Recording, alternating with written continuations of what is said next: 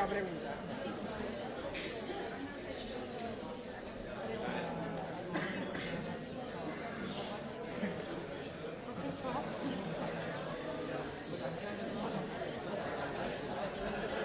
Que no te entendía antes. No sé eso, te preguntaba porque a mí no me ha confirmado. Gracias, claro.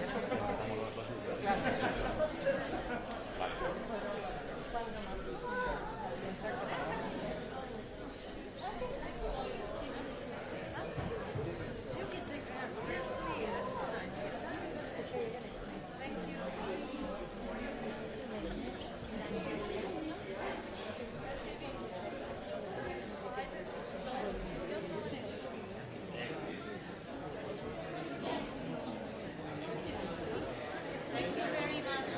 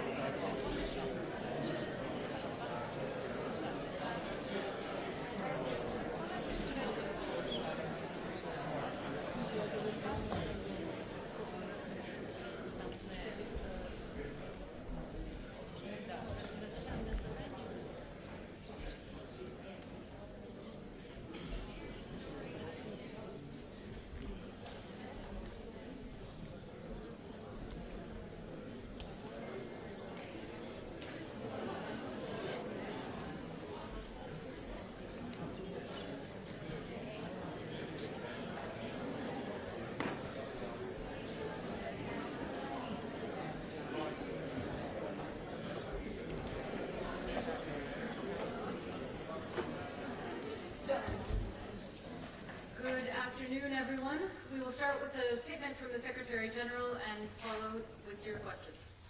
Yes, good afternoon again. We saw each other this morning. We have just concluded our meeting of NATO defense ministers. And this was the first meeting since the summit in The Hague.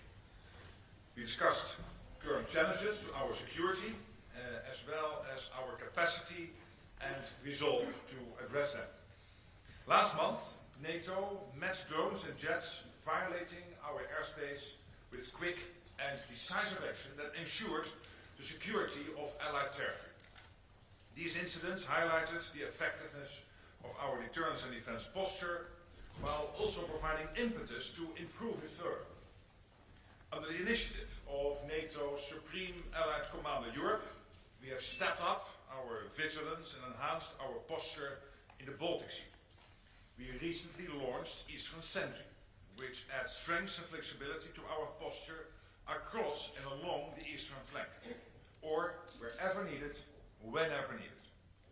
I think it is truly impressive to see the speed and determination with which allies have made additional military resources available, and I want to thank them for that. And today we have agreed to further step up, building our capacity to act on the commitments made in The Hague to invest more in defense. Defense ministers discussed the planning underway as allies chart a credible path to sustainability in terms of the increased investments in defense. We also discussed our deterrence and defense posture and some of the ways in which we are innovating to deal with new and novel challenges, including those posed by drones. As a result, NATO will implement a number of additional counter-drone measures that will build on and expand and accelerate our ability to counter drones. Earlier this month, 9 allies came together along with Ukraine to support Denmark's ability to counter potential drone threats. I think this is a powerful example of the quick and effective cooperation that is made possible through NATO.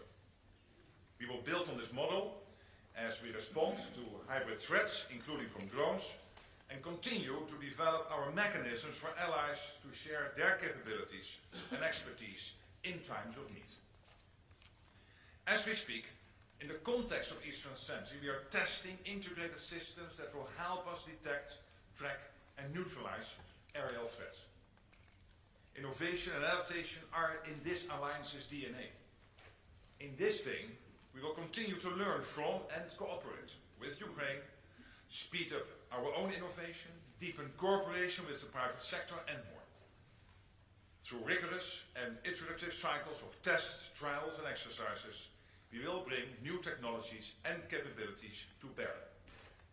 We will use our procurement mechanisms to support allies to develop and quickly source cost-effective capabilities. And we will continue to work closely with the EU, building on our unique strength as we support the security of our skies in concert with both military and civilian stakeholders. And all of this will build on our experience and expertise and contribute to our collective defense. NATO is a defensive alliance. We will remain a defensive alliance, but make no mistake.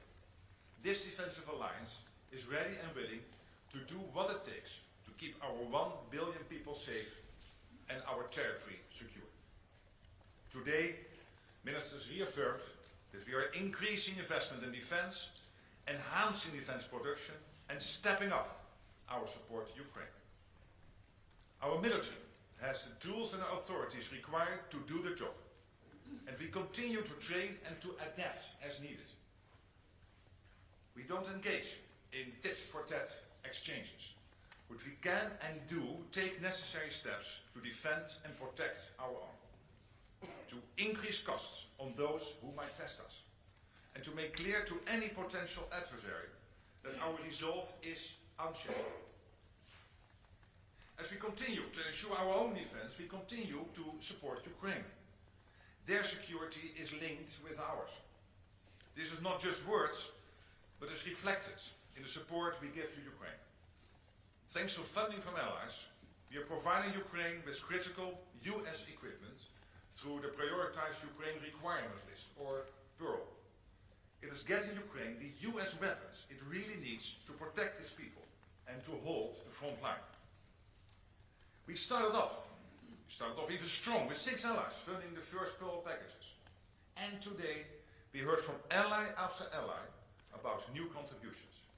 More than half of NATO allies have now signed up, securing this crucial flow of support for Ukraine. This and other direct military support for Ukraine is so vital to our security that it counts towards NATO's defense spending target. This support will continue. Defense Minister Schmierhal joins us for a meeting of the NATO-Ukraine Council today, as did EU High Representative Kaja Kallas. And later this afternoon there will be a meeting of the Ukraine Defense Contact Group. We all support the effort led by the United States to bring an end to the war against Ukraine and secure a just and lasting peace. But day after day, night after night, Russia continues to strike Ukraine, targeting its people and civilian infrastructure, including its energy networks, as winter approaches, leaving people without heat, light and water. Our support for Ukraine is crucial, and it will continue unabated. Thank you for your attention. Of course, I'm ready to take your questions. Let's start in the center, third row, BBC. Thank you. The mic is Jonathan, coming. yeah. Jonathan Beale from Good afternoon. BBC. Hi.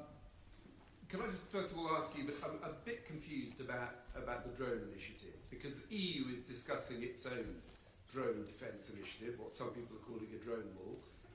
How is it different what you're doing, and isn't there a danger this is duplication? And my second question is about a hypothetical, which is, we know Donald Trump is meeting President Zelensky in the White House at the end of the week. We know that there's been discussions about Tomahawk cruise missiles.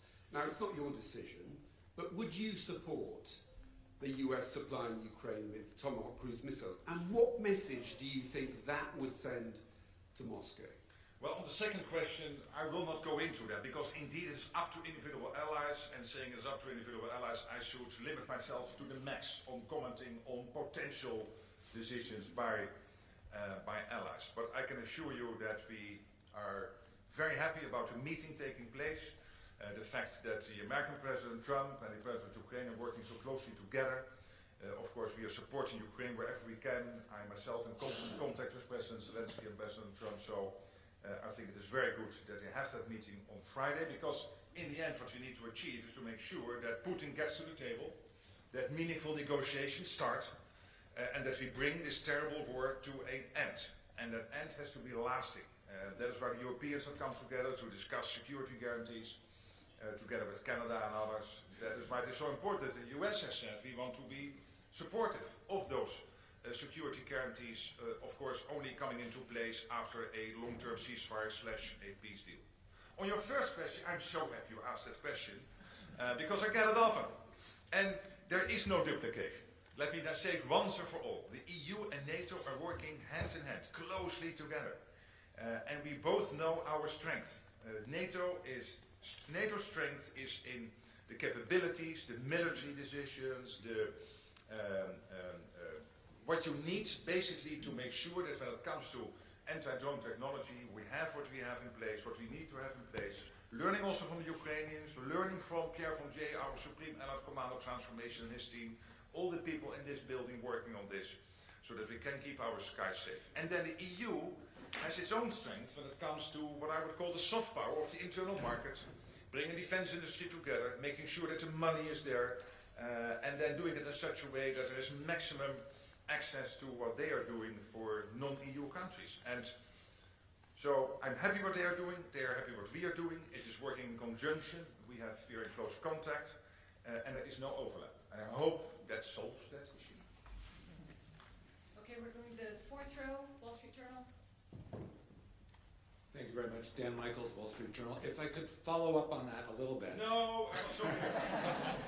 It's like drone defense is, as we've seen recently, as much a homeland security issue as it is a military issue. So how is NATO coordinating with homeland security authorities in its member countries to deal with this? Thank you.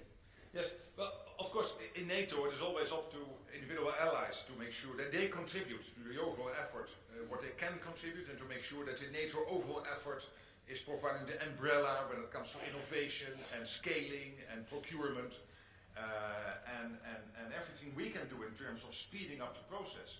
And that, of course, is the strength of NATO. And yes, of course, you could have lengthy debates on whether a drone coming from over the border or a drone somewhere emerging in your own skies, what is different, what is the same, etc. And of course we have those discussions, we are learning from the Ukrainians. To be honest, we are not going to tell you everything, what we know and what we're going to decide, but I can assure you, of course, all of this is part of the discussion. All right, coming to the second row, the woman in the sparkly vest. Yeah, my name is Katarina, Kyiv Post. Is there any information on what air defense system can be received by Ukraine soon and to protect our infrastructure, critical infrastructure center? Yes, of course, many air defense systems have been delivered to Ukraine over the last 3.5 years of the war, both from Europe as well as from the United States. Basically what we have done now is we know what Ukraine needs to stay strong in the fight, and some of that stuff only the US can provide. For example, these interceptors for Patriot systems. So that's why we have that whole Pearl initiative where allies are buying from the US, from US defense base basically, not only the industry but also the military itself. And the US is providing this in a constant flow and stream of lethal, and in this case when it comes to air defense, non-lethal support for Ukraine.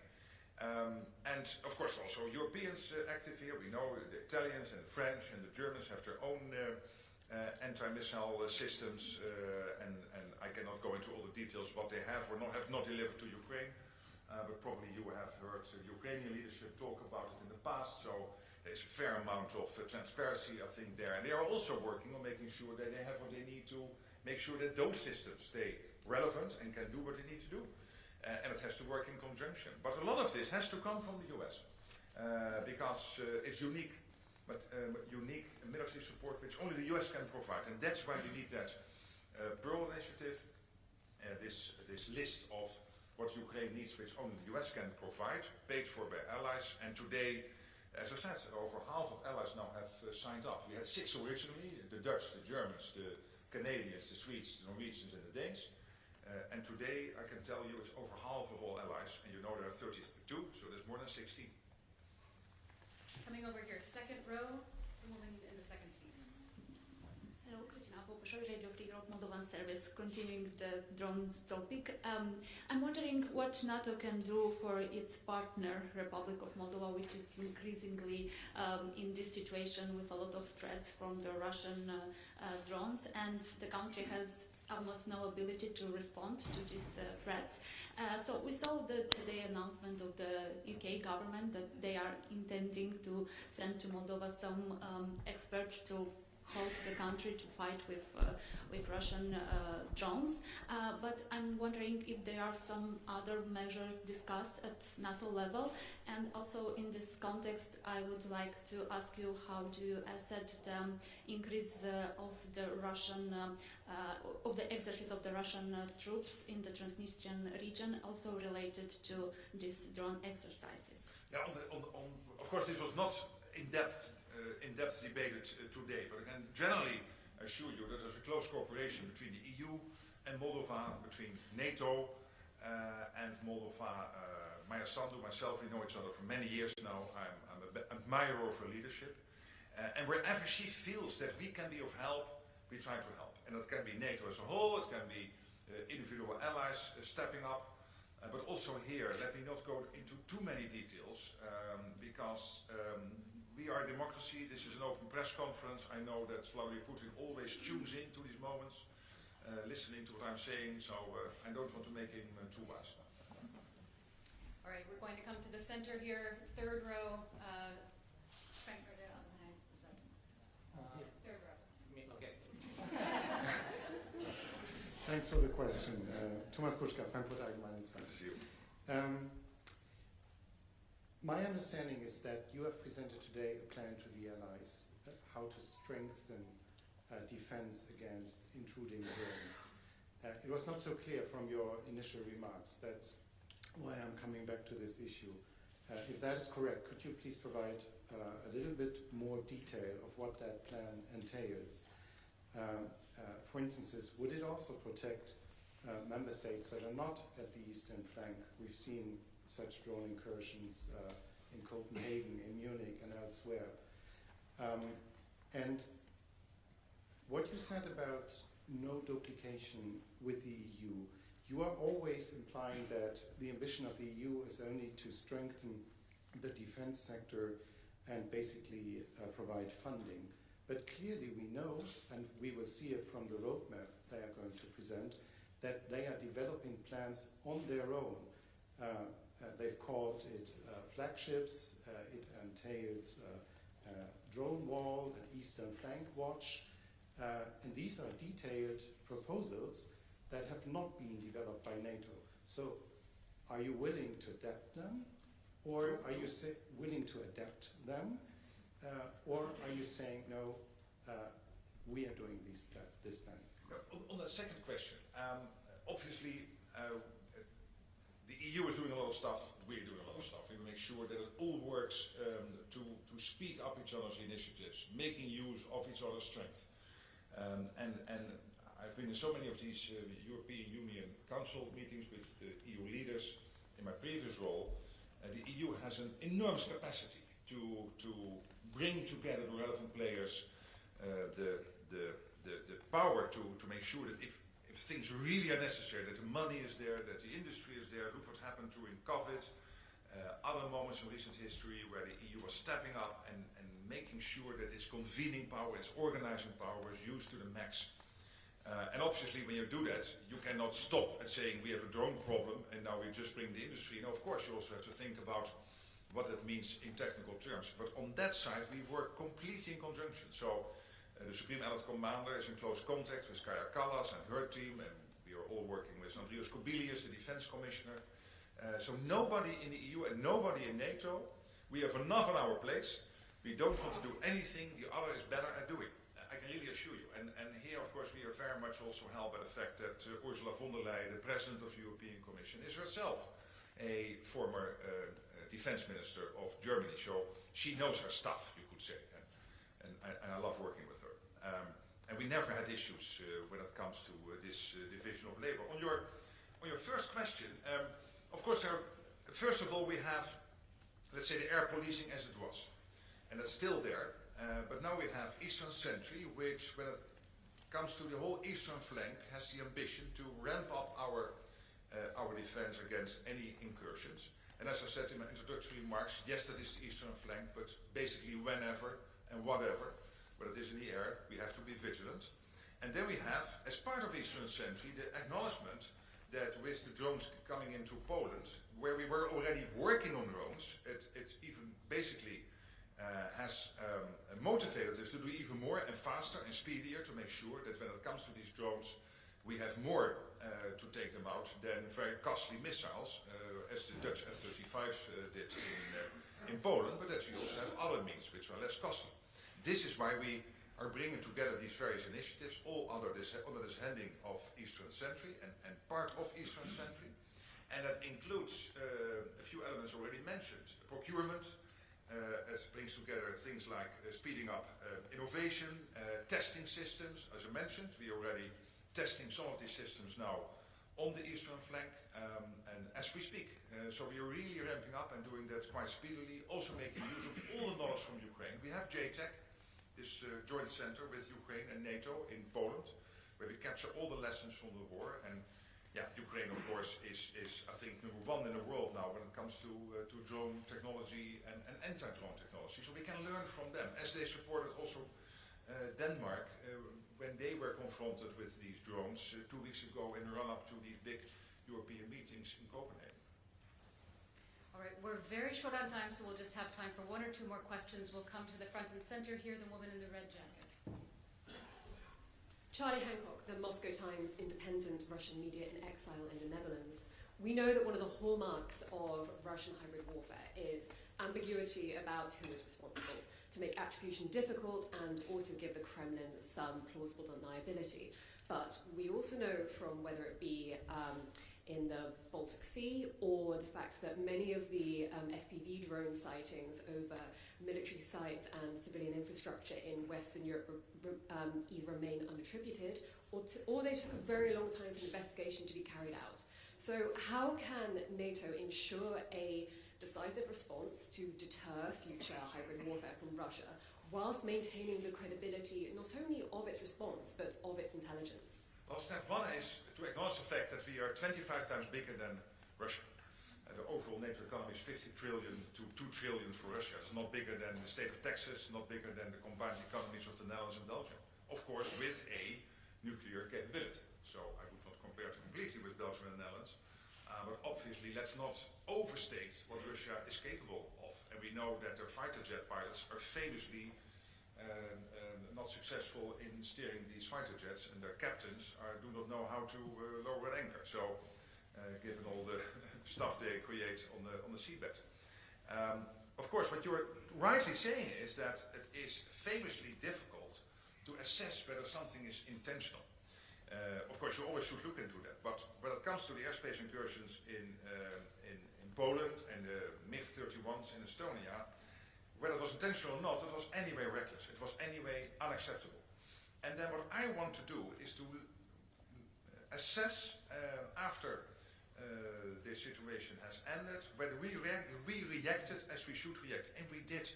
And you know why? Because we do this over 70, 80 years already. With the Soviets, with the Russians, with Yeltsin and with Putin before 2010 and the Putin when he came back and started to radicalize even further.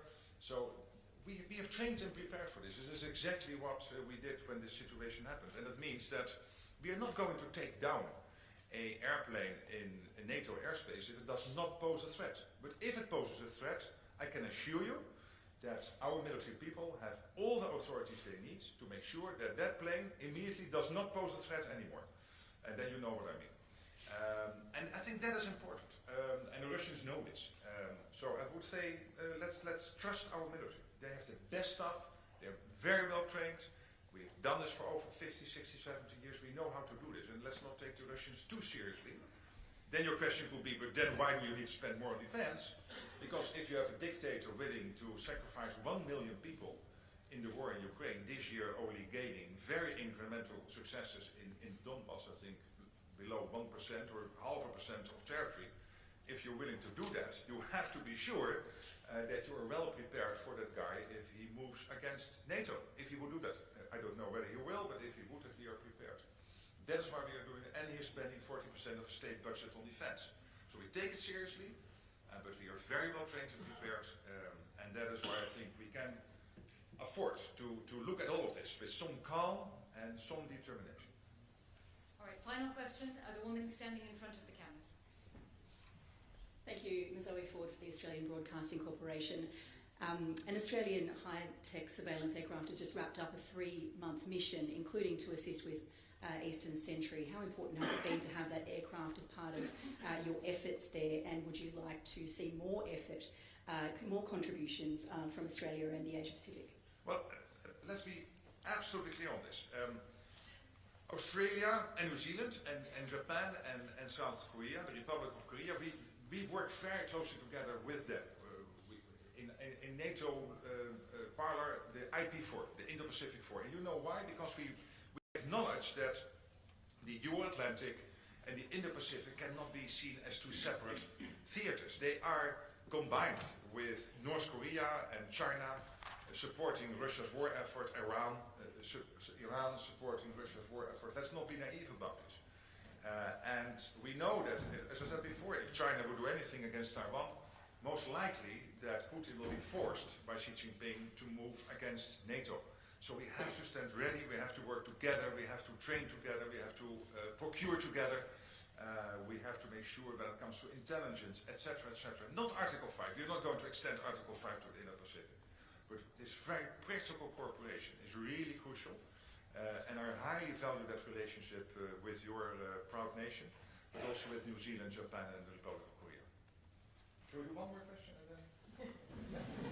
Okay, very good. I will finish on the fourth row, Reuters. Thank you so much.